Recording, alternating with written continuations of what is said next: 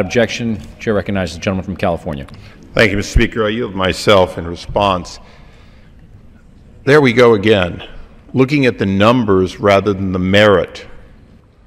Mr. Speaker, the merit of this piece of legislation is to get America working, to use the opportunity that is being squandered to get America working again. For each advanced degreed STEM immigrant, we in fact create 3 jobs. That's not being disputed by the minority. It's not being disputed certainly by the 30 or so members of the minority that voted for this bill previously. When we bring up under this legislation the opportunity to more quickly reunify families of legal immigrants, what we get told is you're not doing it immediately. Now, of course, if we did it immediately without any sort of process, an opportunity to make sure that they're eligible for reunification, we'd be criticized for that. You're moving up the speed with which families can be reunited, you get no credit.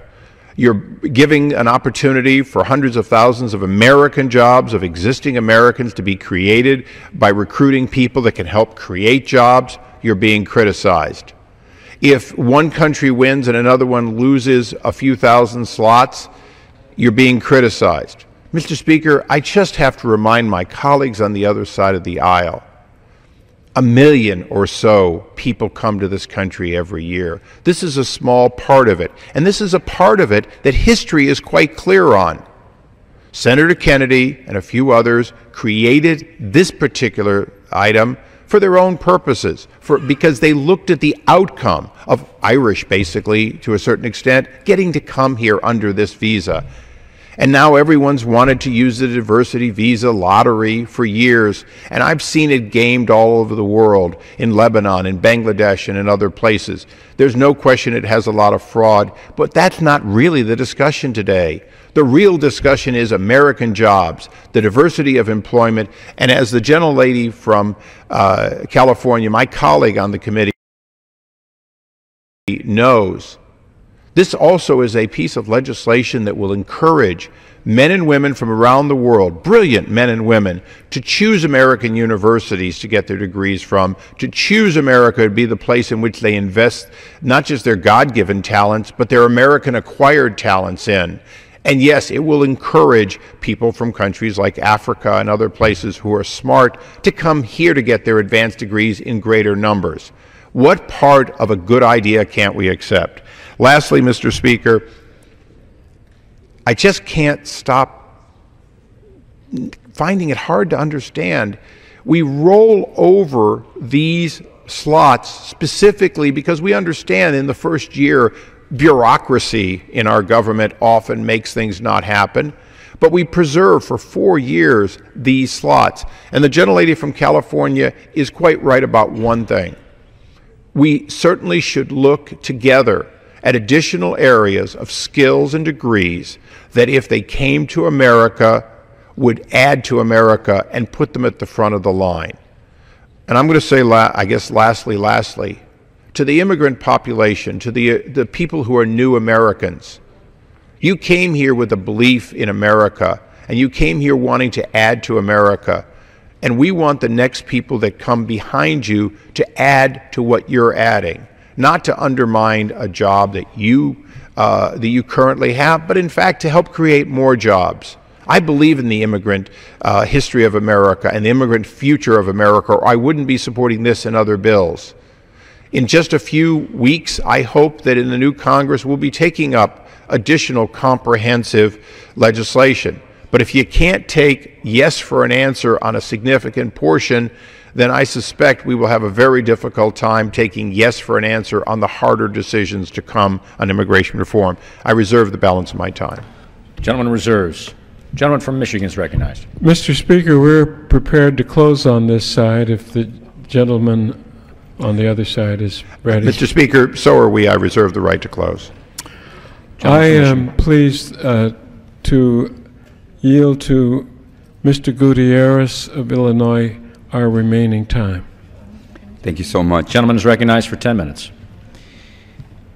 Well, let's look at what we've debated here this morning. The truth is as the gentleman from California so rightly notes, this is something we can all agree on. That is STEM visas to supply the need for that economic engine of our economy. That's not really the question here. The question is, at what cost do we allow this to happen? And what we are saying is, it is almost as though November 6th came and went, and my friends on the other side of the aisle just never listened to the verdict of the people. And what they said to us was, stop picking winners and losers. Stop dividing and pitting one American against another. How many countless occasions haven't we heard our friends on the other side of the aisle decry us for class warfare? For class warfare. And yet they come with a proposal here today, and we can use their very words. They want smart people. They want educated people. They want people that are going to add something to the economy. Well, let me just suggest that we, many of us in this Congress today, came from very humble roots. And yes, I resent the fact that people come before the well of the House to tout the virtues of their moms and dads and say, my mom worked really hard. She scrubbed pots. She stayed up infinite. She mopped people's homes. She worked so hard. She had nothing left on her fingers so that I could get an education and I could come to the Congress of the United States. And yet they come and propose something that will deny other people's that same opportunity to come here, to work hard, to sweat and to toil, and to one day maybe send their son or daughter to the Congress of the United States. You will hear, and we can find these speeches throughout the history of the Congress of the United States.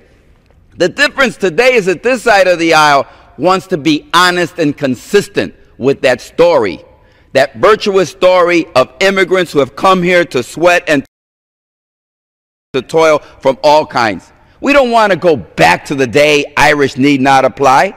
We know the history of immigration in this country, when they were saying, well, not those people, not those that are not educated, not those that are hungry, not those that are famished should not come here. That's an old argument, and we shouldn't be making it today, especially after the election that we just had. All we're saying to the other side of the aisle is, why is it that you couldn't sit down with this side of the aisle in a bipartisan? Because that's what people said during the election. They said, hey, listen, guys, we want you to settle down. We want you to work this out for the good of the American people. I'm going to tell you why I believe you couldn't negotiate with us. Because you have to negotiate with Numbers USA. Why don't we just say it?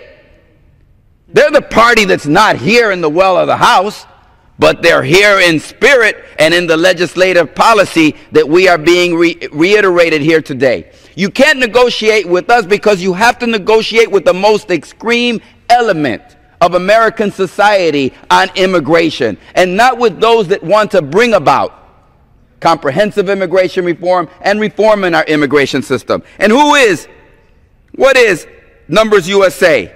They say, in short, Numbers USA short, descriptive modifier, should call it Immigration Reduction Organization. So who did you negotiate with? The Immigration Reduction Organization. And that's why you have to put up the visas, these visas that have allowed tens of thousands of people to come to this country and to work hard and to sweat and to toil and to make this a greater nation for all of us. Now, how does it reduce the numbers? It's simple. You know it and we know it. Every graduate, master's and PhD on an annual basis in the United States, what's the number? What's the number? That's the number we should be cognizant of here today. It's 29,000. Now, there's 55,000 visas. So why is it that we're offering 55,000 visas for 29,000 possible graduates? And wait a minute.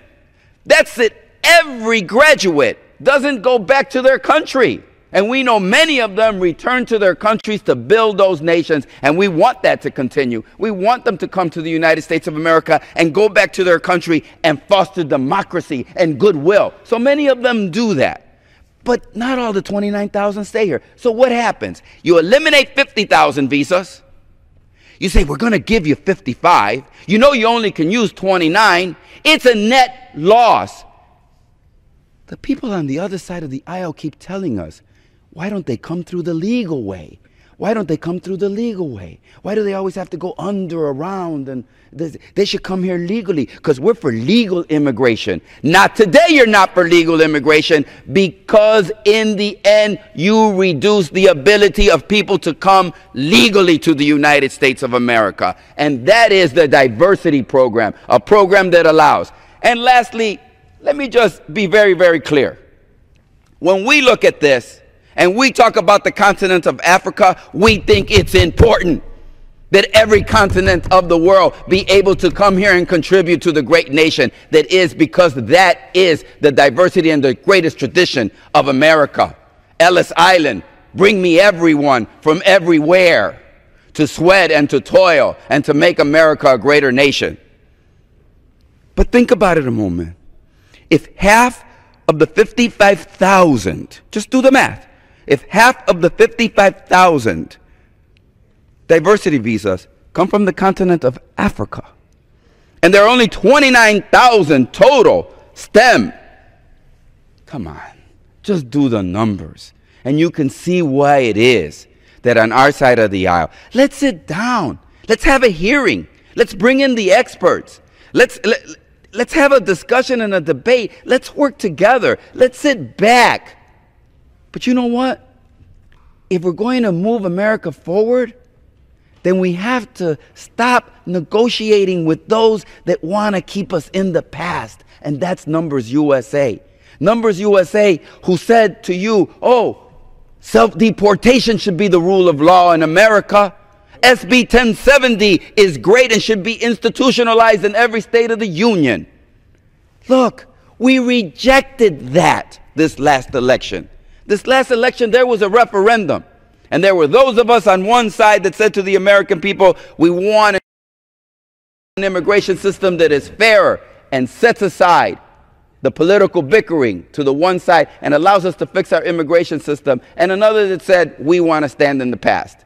Let's work together to build a better future for all of us. I honestly and earnestly want that to happen, but I cannot in good conscience vote for a bill that offends my sense of fairness, that offends my sense of the great American tradition that is our immigration tradition. Thank you so much. Gentleman yields back. Gentleman from California. Mr. Speaker, I'd inquire as to how much time I have remaining. 8.5 minutes. Gentleman has 8.5 minutes. Thank you. I yield myself the remaining time. Gentleman's recognized. Mr. Speaker, if we were to have a discussion on outcome, my distinguished colleague from Detroit, Michigan, and I could endlessly quote figures. I'm going to just quote a few because I think they're germane to the last speaker's close. Last year, or no, in 2009, the numbers of the top 3 diversity visas were as follows. 2009, Ethiopia, 3,829, Nigeria, 3,720, and Egypt, a country I visited many, many times, 3,336. No question at all. They're all on the continent of Africa. But as recently as 1994, earlier on in this long-standing 30-year piece of set-aside, it went more like this. Poland, 17,396. Ireland, 15,659. The United Kingdom, Great Britain, 3,174. Speaker, one of the problems with the diversity visa is, in fact, it's a question of whether you put in all the names in the phone book or not. It's a question of who's gaming the system. It doesn't have any sort of, if you will, set aside to ensure an outcome. And within the outcome, whether you're taking from Poland, Ireland, United Kingdom, or in 1999, the next year, or a few years later, it switched to Bulgaria, Nigeria, and Albania. These top names that occur have a lot to do with how many people throw their name in a hat, and nothing to do with whether or not they really want to be Americans, whether they really have the qualifications, whether they have any connection to America that would allow them to get a job. Not long ago, the Wall Street Journal, I believe, put a whole page into this, talking about and taking one after another anecdotal examples of people who came having won the lottery with the American dream and found out that they couldn't find a job, maybe a taxi driver, maybe not. They weren't making it, and they were thinking about going back. And this is all too common in those visas. Mr. Speaker, I want to use my closing time to address a couple of points because they're important for the American people to understand. Because, you know, what you heard here just a few seconds ago was a statement that we just had a referendum. Well, I remember all the election talk, and very little of it was on immigration, sadly. Much more of it should have been. We had a referendum on each of us individually. So each of us returning men and women to Congress, we've had a referendum in our district. My district was asking me for jobs. I have Qualcomm in my district. I have a lot of high-tech companies, particularly in telecommunications and biotechnology, and they were asking me for, believe it or not, more H-1B, temporary visas. And if they could get permanent immigrants, they could use them all up. There was a statement made about the numbers, and we could argue over 29,000 or some other number, as though this bill only pertained to next year's college graduate. It doesn't.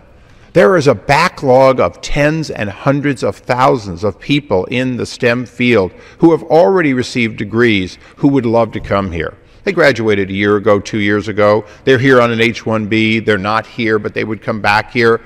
There is a wealth of people that fit this category, so that first 4 years, that first 220,000 numbers, in fact, will be well filled. I'm confident it'll be filled and overfilled.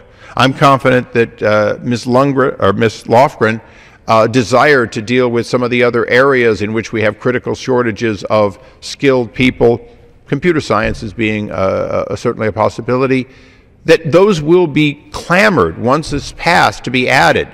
Matter of fact, I'm confident that my colleague from California will probably be somebody wanting to add them very quickly, and I suspect I will strongly support her. Now, we've had a discussion, mostly from the minority, about winners and losers. The closing side on the minority side said things like, you don't want, you only want smart people. You only want people that'll add to our economy. You don't want the people who come without skills, just with hope. Well, we do take a lot of those people, but my colleague was right in a sense. We want to put to the head of the line the people that on every single one of them that comes, net creates jobs, so that we know that the immigrant coming, at least in the case of 55,000 a year, for each one that comes, 3 great jobs are created in America. And for each of those that come, even if they bring their family, they're not likely to be a burden on our society, just the opposite. They're going to be a net positive to our economy. They're going to send their children to our colleges and universities, of course. And the world is better because America is better. But I also heard a lot of discussion, and I've spent 12 years on judiciary. I love what we deal with on that committee, the Constitution, immigration, intellectual property. That's why I came to that committee. But you know, when you say what you're doing, like if you take from this particular category that somehow you're being bad, well, let's think about some of the other categories. What if we took from family reunification? What would be the cry? It'd be, my goodness, these are people who are just trying to get to be with the rest of their family. Be compassionate, and they'd be right. Maybe if we took from EB-5, a program that I'm personally supportive of and want to make better, a program where people invest in America, create net jobs, and get a visa as a result. We could take from that, but that wouldn't be good for jobs. We certainly could theoretically take from people who are the victims of terrorism, of persecution, but America would never do that. So when you look at this vast number, more than half of all immigrants going anywhere in the world come to America. In other words, we produce more new Americans by importation than the entire rest of the world combined. So if out of that vast number we choose a small amount, 5%, and say we can do better, we hear a hue and cry that we can't do better, that this isn't better. Mr. Speaker, I will say, as someone who was listening to my constituents upon my reelection, you better believe this is better. We are bringing the best and the brightest. We are encouraging the front of the line be given to a small portion of immigration for people who will help create jobs. They'll create jobs for people of all colors, all races. They'll create jobs for people who just came to this country and can't find a job. We are trying to do the right thing for the American people, at least in a small way, and I believe this is a great start. So as I vote for this piece of legislation, I'm voting for it because I know, as a former businessman, I know as someone who just had a referendum on my own returning to Congress, that jobs in the economy are what people want us to work on. This is a good down payment. These slots will be filled and oversubscribed. We will look at this as a beginning of a turn toward looking at immigrants as a positive part of our economy and making it happen. So I believe that the minority, although well-intended, has basically misled the American people with some of their assumptions, because their assumptions simply aren't right. We will fill these slots. We will bring in 55,000 job creators. We will have diversity from around the world in these individuals. We will encourage people from all over the world, if they want to get if they're already masters or PhDs and they're already in London or they're in Poland or they're in Nigeria, that maybe when they finish their master there, they get their PhD here and become eligible. And with that, I urge support of the bill. Yield back the balance of my time. Gentleman's time has expired. All time for debate has expired. Pursuant to House Resolution 821, the previous question is ordered on the bill as amended. The question is on engrossment and third reading of the bill. Those in favor will signify by saying aye. Aye. Those opposed, no. The ayes have it. Third reading. A bill to amend the Immigration and Nationality Act to promote innovation, investment, and research in the United States, to eliminate the Diversity Immigrant Program, and for other purposes. For what purpose does the gentlewoman from California seek recognition? I have a motion to recommit at the desk. Is the gentlewoman opposed to the bill? I am opposed in its current form. The gentlelady qualifies. The clerk will report the motion. Ms. Lofgren of California moves to recommit the bill H.R. 6429 to the Committee on the Judiciary, with instructions to report the same back to the House forthwith with the following amendment. Strike all after the enacting clause and insert the following. Consent that the reading. Object. The objection is heard. The clerk will continue reading. Section 1, short title. This act may be cited as the STEM Jobs Act of 2012. Section 2, immigrant visas for certain advanced STEM graduates. A, worldwide level of immigration. Section 201 D2 of the Immigration and Nationality Act, 8 U.S.C. 1151 D2 is amended by adding at the end the following: D, I. In addition to the increase provided under subparagraph C, the number computed under this paragraph for fiscal year 2014 and subsequent fiscal years shall be further increased by the number specified in Clause 2I, to be used in accordance with paragraphs 6 and 7 of Section 203B, except that I, immigrant visa numbers made available under this subparagraph but not required for the classes specified in paragraph 6 and 7 of Section 203B shall not be counted for purposes of subsections C, 3C, and 2. For purposes of paragraphs 1 through 5 of Section 203B, the increase under the subparagraph shall not be counted for purposes of computing any percentage of the worldwide level under this subsection. Double I.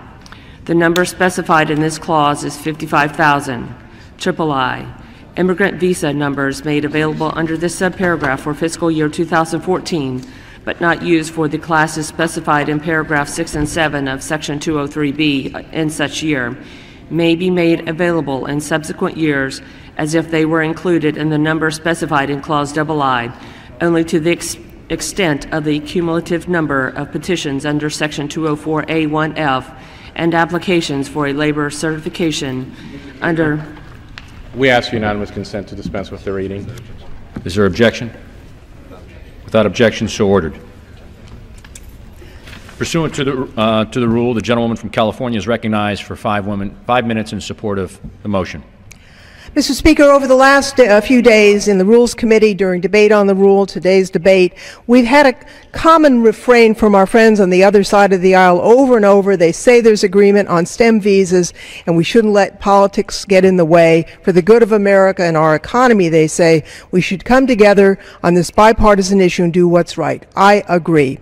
By all accounts, there's nothing but support for a STEM visa program to attract and retain the best and brightest minds from around the world, and we support STEM visas. They support STEM visas. Everybody supports STEM visas. So why on earth aren't we just voting on STEM visas? According to our colleagues, that's the message we should take away from the election. Even though we may not agree on everything, we should put partisanship aside, find areas of common ground for the good of the country. And that's exactly what this motion to recommit would do. This motion presents us with a clean STEM visa program, copied word for word from the underlying bill, but without the unrelated measures. If it's true, Mr. Speaker, the House is not in order. Correct. The House will be in order. If it's true that this vote is about creating STEM visas and not about eliminating unrelated immigration programs, then you should vote for this motion. We should put words into action and vote for a clean STEM bill.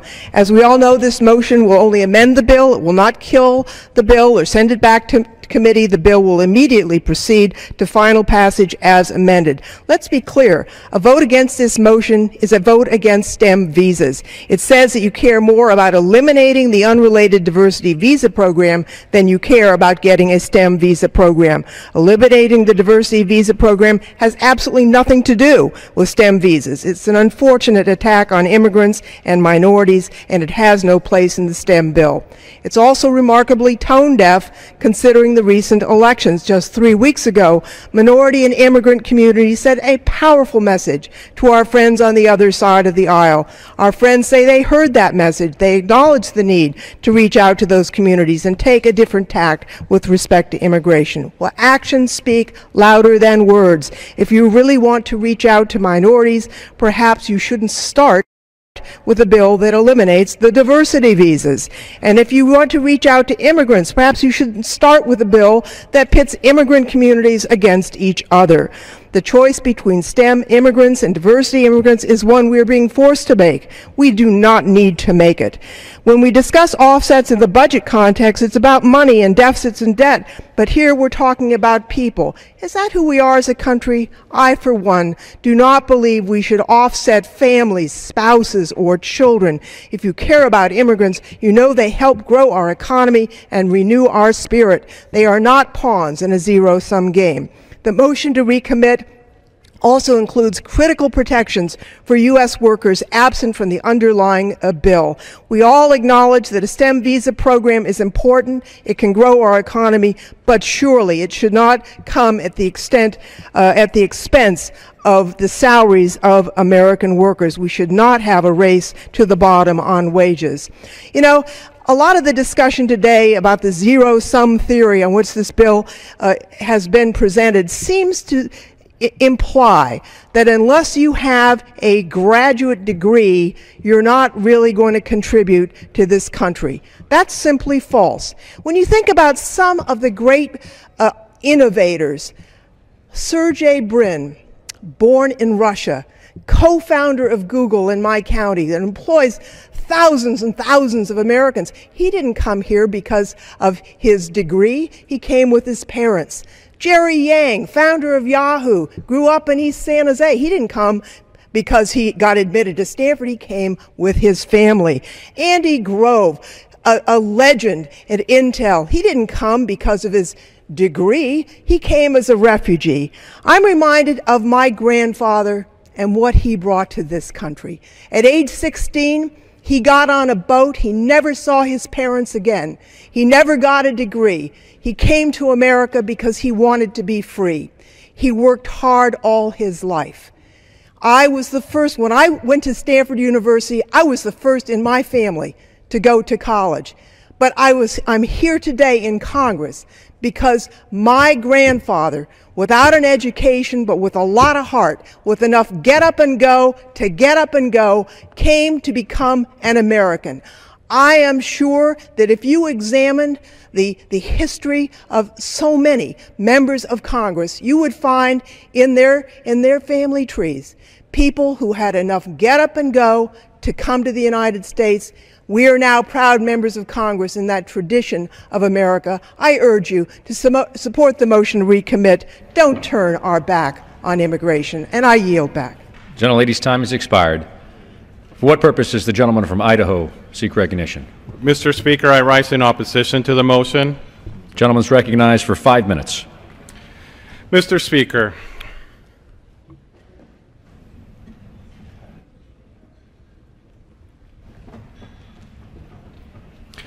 this motion to recommit is just one more illustration of Democrats being unserious on immigration reform. We don't even need to talk about the merits or whether the MTR is good policy or bad policy. For my friends on the other side, it has always been just good politics. Before I came to Congress, I was an immigration attorney for 15 years. That was one of the finest 15 years of my life. I've seen how broken the system is, and I've seen how few people there are on the other side who actually want to fix the problems instead of just playing political football. And sadly, the captain of the political football team is sitting in the White House. Actually, today, he's sitting somewhere else doing more politicking. Actions speak louder than words. I actually agree with the minority on this. The President of the United States made a promise to fix a broken immigration system during his first term. A promise which he could have kept, by the way, without making a single compromise. He had a majority of both houses of Congress, a filibuster-proof majority for 2 years, and he did absolutely nothing. The other side could have had 100% of what they wanted when they controlled the House, the Senate by a filibuster-proof, and they had the president. When they wanted health care legislation and they wanted good policy, they passed it without any help from the Republican Party. But somehow, they come here today and they claim that they could not pass immigration legislation during those first 2 years and that they actually want to do something about immigration reform. Why didn't they solve it then? Because the political football would have gone away, the game would have been over, and they would not have been able to play this political football game every 2 years. I want reform. I want no more games. So now we sit here in a familiar position. Our side proposing solutions, their side asking for concessions. And each time we grant one concession, 3 more arise. This year, just this year in this chamber, the President of the United States said he wanted a STEM bill. He said that it didn't have to be comprehensive. This was his exact quote. But if the election year politics keeps Congress from acting on a comprehensive plan, let's at least agree to stop expelling responsible young people who want to staff our labs, start new businesses, defend this country. Send me a law that gives them the chance to earn their citizenship. I will sign it right away. My friends, this is that bill. It is exactly what the President asked for. And what has he done now? He's pulled the football away again. He now says this. He says that, in fact, it does need to be comprehensive. The administration is deeply committed to building a 21st century immigration system that meets the nation's economic and security needs, but it has to be comprehensive. So he went from saying that he didn't need a comprehensive bill to saying that he needs a comprehensive bill. He says now that he, in fact, needs comprehensive reform when he said a year ago that he didn't. How do I feel? I feel like Charlie Brown. My friends, this is a good bill. The president continues to move the ball. The Democrats continue to move the ball. Every time Republicans want to do something positive on immigration, on the economy, they keep moving the ball away from us. Let's stop being Charlie Brown. My friends, this is a good bill. It will strengthen our economy. It will create jobs. And it is exactly what the president asked for a year ago. Let's call his bluff and send him a bill to create jobs and opportunities here in America. Thank you. Gentleman's time has expired. Without objection, the previous question is ordered on the motion to recommit. The question is on the motion. Those in favor will signify by saying aye. Aye. Those opposed, no. No. The noes have it. Mr. Speaker, I ask for the yeas and nays. The yeas and nays are requested. Those favoring a vote by the yeas and nays will rise. A sufficient number having arisen, the yeas and nays are ordered. Members will record their votes by electronic device. Pursuant to Clause 8 and Clause 9 of Rule 20, this 15-minute vote on the motion to recommit will be followed by 5-minute votes on passage of H.R. 6429, if ordered, and the approval of the journal, if ordered. This is a 15-minute vote.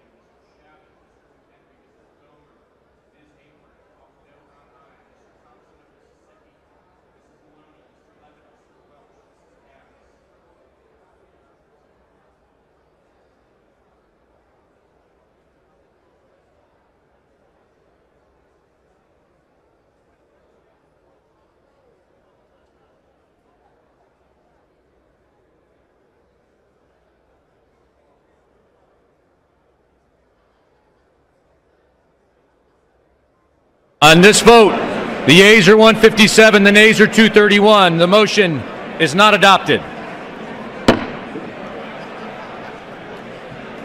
The question is on passage of the bill. Those in favor will signify by saying aye. Those opposed, no. The ayes have it. The bill is passed. Speaker, I request the yeas and nays. Gentlelady from California has requested the yeas and nays. Those favoring a vote of the yeas and nays will rise. A sufficient number having arisen, the yeas and nays are ordered. Members will record their votes by electronic device. This is a 5-minute vote.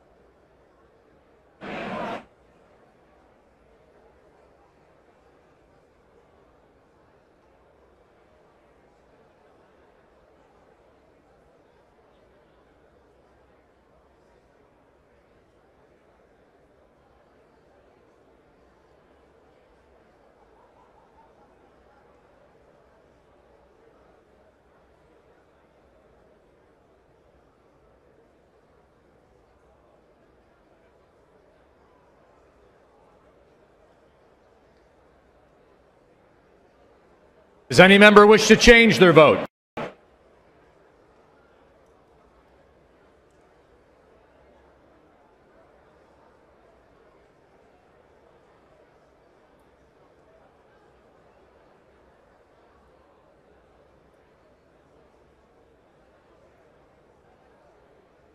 Bill is passed. On this vote, the yeas are 245, the nays are 139. The bill is passed. Without objection, a motion to reconsider is laid upon the table. Pursuant to Clause 8 of Rule 20, the unfinished business is the question on agreeing to the Speaker's approval